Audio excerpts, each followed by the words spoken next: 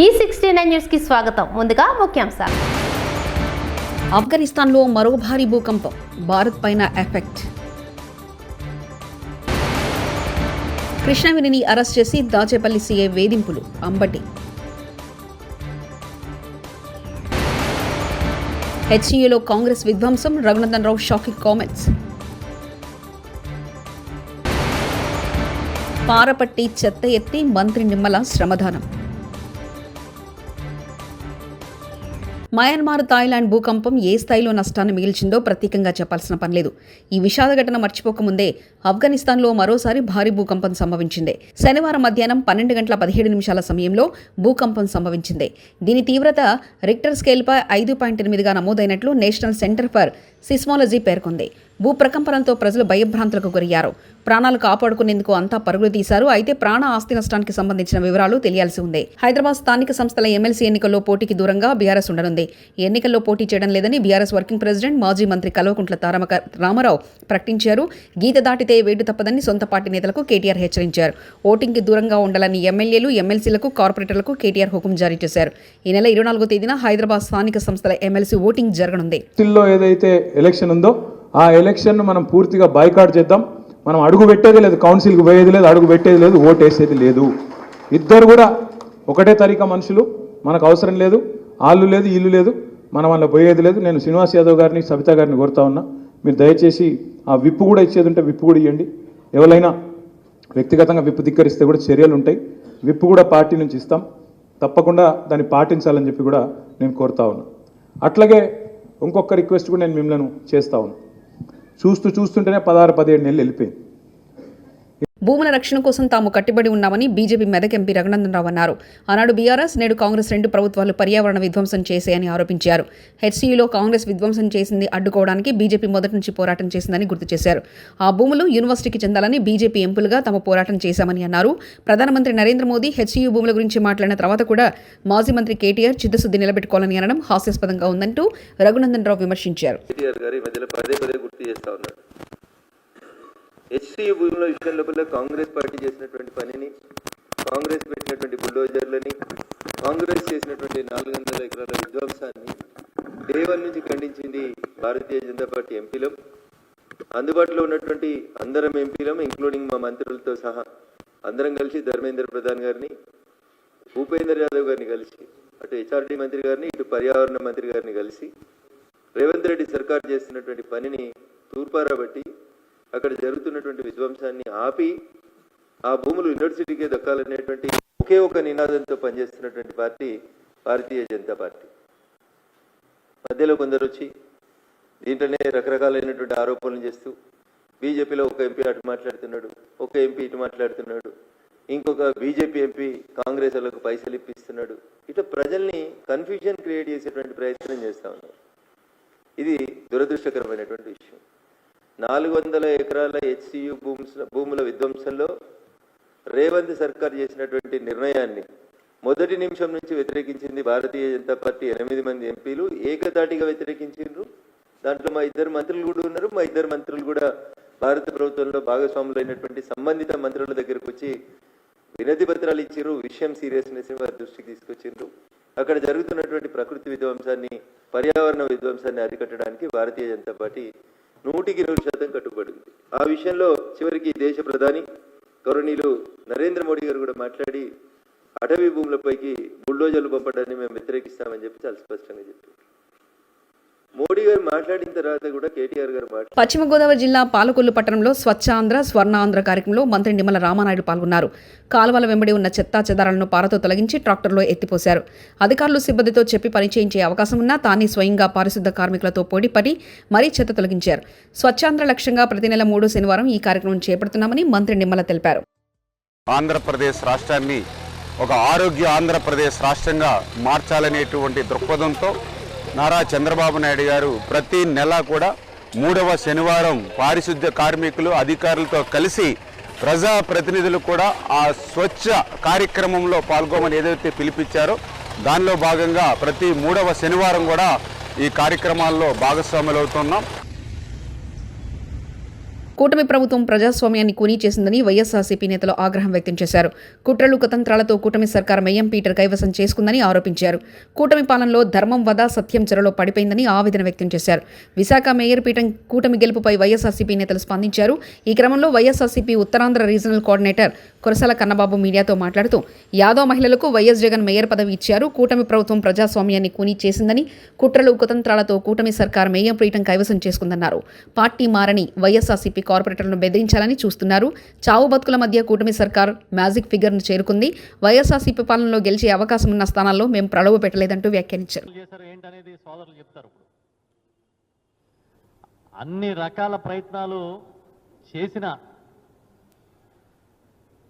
ఇవాళ వైఎస్ఆర్ పార్టీ ఎంత స్ట్రాంగ్గా ఇక్కడ నిలబడినందుకు ఇది ఒక మెసేజ్ ఇచ్చామని చెప్పి మేము భావిస్తున్నాం. ఈ సందర్భంగా వైఎస్ఆర్ పార్టీ తరఫున గెలిచి ఎలాంటి ఒత్తిళ్ళు వచ్చినా తట్టుకుని యోధుల్లాగా నిలబడ్డ వైఎస్ఆర్ పార్టీ కార్పొరేటర్లందరికీ కూడా చేతులెత్తి నమస్కరిస్తున్నాం. ఎన్ని ఒత్తిళ్ళు మహిళా కార్పొరేటర్ల మీద, చిన్న చిన్న వ్యాపారాలు చేసుకుంటున్న వారి మీద వాళ్ళు చేసిన ఒత్తిళ్లు చూస్తుంటే దిగజారుడు రాజకీయాలకి పేటెంట్ చంద్రబాబు నాయుడు గారి నుంచి, ఈ కూటమి సర్కార్ నుంచి ఎవ్వరికి పోదు అని మరొకసారి రుజువైంది. ఎన్ని ఒత్తిళ్ళు వచ్చినా కూడా అంత ధైర్యంగా నిలబడ్డ మా కార్పొరేటర్ అందరికీ ఈ పార్టీలో ఎప్పుడూ కూడా సముచితమైన గౌరవం దక్కుతుందని చెప్పి మేము చాలా గట్టిగా ఈ సందర్భంగా చెప్తున్నాం. అంతేకాదు ఒక మహిళ పట్ల అత్యంత దారుణంగా వ్యవహరించిన దాచేపల్లి సీఐ పొన్నూరు భాస్కర్పై వెంటనే చర్యలు తీసుకోవాలని డిమాండ్ చేశారు మాజీ మంత్రి అంబటి రాంబాబు. సోషల్ మీడియాలో పోస్టు పెట్టిందని పాలేటి కృష్ణవేణిని అరెస్ట్ చేసి ఆమెపై వ్యభిచారం కేసు పెడతానని బెదిరించడం ఏంటి అంటూ ఆయన ప్రశ్నించారు. నన్ను ఇంటరాగేట్ చేశారు. 3 గంటల తర్వాత కూడా భోజనం పెట్టలేదు, మంచినీళ్ళు ఇవ్వలేదు. 17వ తారీఖు ఉదయం మాత్రమే టిఫిన్ పెట్టారు. ఎంత దారుణమండి ఇది. పోలీస్ కస్టడీలోకి తీసుకొని 24 గంటల లోపు కోర్టులో ప్రొడ్యూస్ చేయవలసినటువంటి బాధ్యత ఉన్నప్పుడు ఆ 24 గంటల్లో మంచినీళ్లు, ఫుడ్డు ఏర్పాటు చేయవలసిన బాధ్యత పోలీస్ అధికారులకు ఉండదా? ఎంత దారుణం ఇది. 12 గంటల పైచలకు ఆమెకి భోజనం పెట్టలేదు. అనేక రకాలుగా హింసించారు. హింసించడం అంటే కొట్టారా అని అడిగాం, కొట్టలేదు. మ్యాజిస్ట్రేట్ గారి ముందు కూడా ఏదైతే 17వ తారీఖు సాయంత్రం మ్యాజిస్ట్రేట్ గారి ముందు హాజరుపరిచినప్పుడు కూడా ఆమె కొన్ని విషయాలు మ్యాజిస్ట్రేట్ గారి దగ్గర చెప్పింది. నన్ను ఇబ్బంది పెట్టారండి, ఫుడ్ పెట్టలేదండి, అనరాని మాటలు అన్నారండి, నోటికి చెప్పలేని మాటలు అన్నారండి అని చెప్పింది. ఇవాళ మాకు కొన్ని విషయాలు చెప్తే బాధేసింది. ఏమ్మా నువ్వేం పెద్ద గొప్ప అనుకుంటున్నావా? నువ్వు ఆ మాటలు చెప్పొచ్చో చెప్పకూడదో కూడా నాకు తెలియదు. ఎక్కడ పడితే అక్కడ పడుకునేదానివి. నీకు పెద్ద పెద్దోళ్ళు వస్తారా? ఎవడు రాడివాళ్ళ, ఏ ప్లేటర్ రాడివాళ్ళ? వస్తే నేను చూస్తాను. నీ మీద వ్యభిచారం కేసు పెడతాను, వ్యభిచారం కేసు పెట్టి లోపలేపిస్తాను ఒప్పుకోకపోతే అనేటువంటి మాటలు. భర్త పిల్లల్ని కూడా కేసుల్లో ఇరికిస్తాను, జాగ్రత్త, గంజాయి కేసు పెడతాను అని సాక్షాత్తు station house officer CI Bhaskar ఆమెను బెదిరించే కార్యక్రమం చేశాడు. అంతేకాదు ఇంకా చాలా మాట్లాడినాడు. ఎవడొస్తాడు ఇప్పుడు? మహేష్ వచ్చి బొచ్చు బిగుతాడా? జగన్మోహన్ రెడ్డి బొచ్చు బిగుతాడా? These are the words used by the circle inspector of police Dachepalli. ఆమె చెప్పిన మాటలు మేమే కల్పించినవి కావు ఇవి. ఇంకా చాలా చాలా మాటలు మాట్లాడాడు. మీ ప్లేడర్లు ఏమన్నా గొప్పోళ్ళ? మా కాళ్ళు పట్టుకు బతిమాడాలి ప్లేడర్లని? ప్లేడర్లు ఏమైనా గొప్పోళ్ళు అనుకుంటున్నారా? ప్లేడర్లు ఏమైనా వదిలించడానికి వస్తారా? మా కాళ్ళు పట్టుకుని బతిమాడాలి అనే మాట ఒకటి. ఇంకో మాట ఏంటమ్మా, మన వినుకొండలో ఎవరు రషీద్, ఇవాళ నేను కన్ను మూసుకుని బయటకు వెళ్తే రషీద్ నరికేస్తారు నేను ఇక్కడ జాగ్రత్త, ఏమనుకుంటున్నామేమో అన్నా అంట. ఏంటిది? ఎక్కడున్నాం మనం? ఒక ఆటవిక సమాజంలో ఉన్నావా లేక ఒక చట్టబద్ధమైన సమాజంలో ఉన్నావా అని అడుగుతా ఉన్నాను నేను. ఇవాళ ఒక పోలీస్ సిఐ ఇంత దౌర్జన్యంగా, ఇంత అన్యాయంగా ఒక ఆడకూతుర్ని తప్పు చేసిందా, రైట్ చేసిందా చట్టం తెలుస్తుంది. ఇతను కాదుగా, సిఐ కాదుగా, పోలీసులు కాదుగా, కోర్టు కదా తేల్చేది. మీరు కేసు పెట్టారు, సోషల్ మీడియా కేసు. తీసుకొచ్చారు, ఒక సంఘ విద్రోహ శక్తిలాగా మీరు పట్టుకొచ్చారు, రిమాండ్ చేయించారు. ఎస్ ఉంటుంది, వారం రోజులు, 5 రోజులు, 10 రోజులు బెయిల్ వచ్చేంతవరకు శాశ్వతంగా ఉండదు కదా. ఈ 24 గంటల్లో ఒక మహిళని ఇంత దారుణంగా హింసించినటువంటి సంఘటన ఈ మధ్యకాలంలో ఎక్కడా లేదు. ఉందే. కేంద్ర కార్యాలయంలో వైఎస్ఆర్ కాంగ్రెస్ పార్టీ బీసీ విభాగం రాష్ట్ర స్థాయి కార్యవర్గ సమావేశం.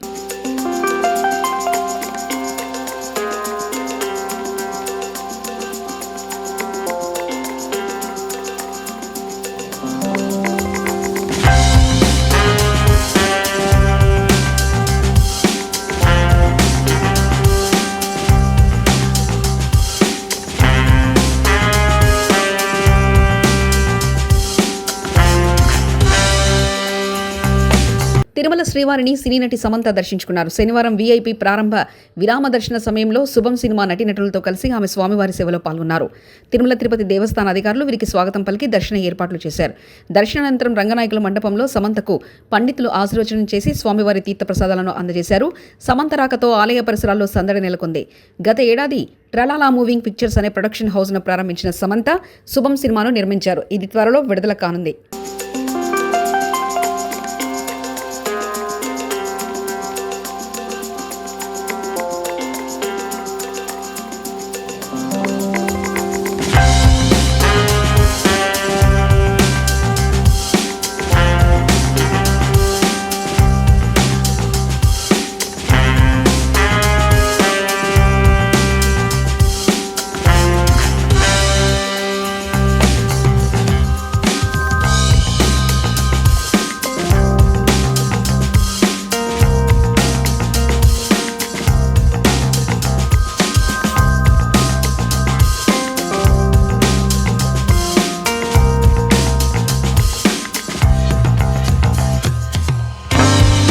హెలికాప్టర్లో వెళ్లిన మంత్రి పొంగులేటి పరిసరాల్లో అంటుకున్న మంటలు.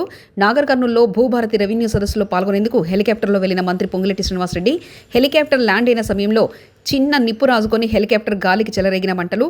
అప్రమత్తమై మంటలను ఆర్పేసిన అగ్నిమాపక సిబ్బంది, పోలీసులు.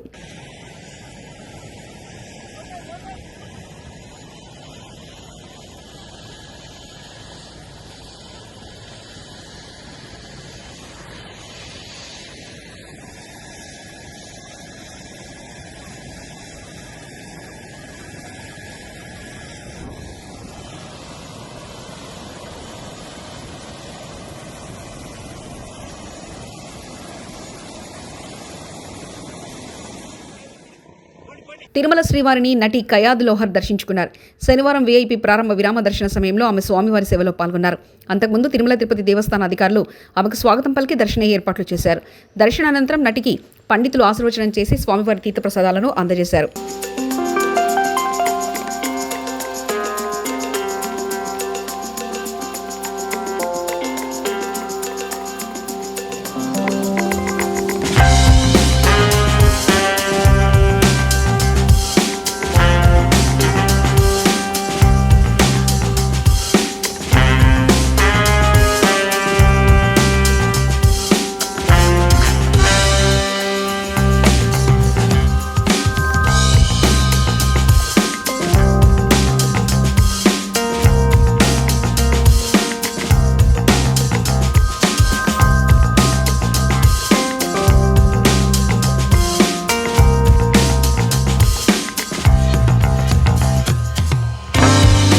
తండ్రి చనిపోయినా కష్టపడి చదువుతున్న చిన్నారి కథ విని కన్నీళ్లు పెట్టుకున్న భావోద్వేగానికి గురైన మాజీ మంత్రి హరీష్ రావు తండ్రి చనిపోయాడని, తన తల్లి కష్టపడి చదివిస్తుందని ఓ చిన్నారి కథ విని స్టేజిపైనే కంటతడి పెట్టుకుని చిన్నారిని ఓదార్చారు మాజీ మంత్రి ఎమ్మెల్యే హరీష్ రావు.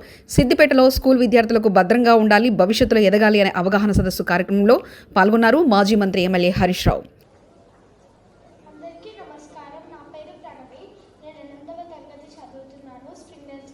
హబీస్పేటలో 2,000 కోట్ల విలువ గల వివాదాస్పద భూమిలో కబ్జా పెట్టిన టీడీపీ ఎమ్మెల్యే మాదాపూర్లోని 20 ఎకరాల భూమిని టీడీపీ ఎమ్మెల్యే కృష్ణప్రసాద్కి చెందిన వసంత గ్రూప్ రియల్ ఎస్టేట్ సంస్థ కబ్జా చేసినట్లు హైడ్రో ఆరోపణలు. తెలంగాణకు చెందిన ఓ టాప్ సెకండ్ మంత్రి ఆ భూమిపై కన్ను వేసి తనకు కూడా వాటా కావాలని కోరినట్లు విశ్వసనీయ వర్గాల సమాచారం. బేరం కుదరకపోవడంతో హైడ్రాను రంగంలోకి దింపి కూల్చివేతలు చేస్తున్న మంత్రి అంటూ గుసగుసలు. ఆఫ్ఘనిస్తాన్లో మరో భారీ భూకంపం, భారత్ పైన ఎఫెక్ట్. కృష్ణవేణిని అరెస్ట్ చేసి దాచేపల్లి సీఐ వేధింపులు. అంబటి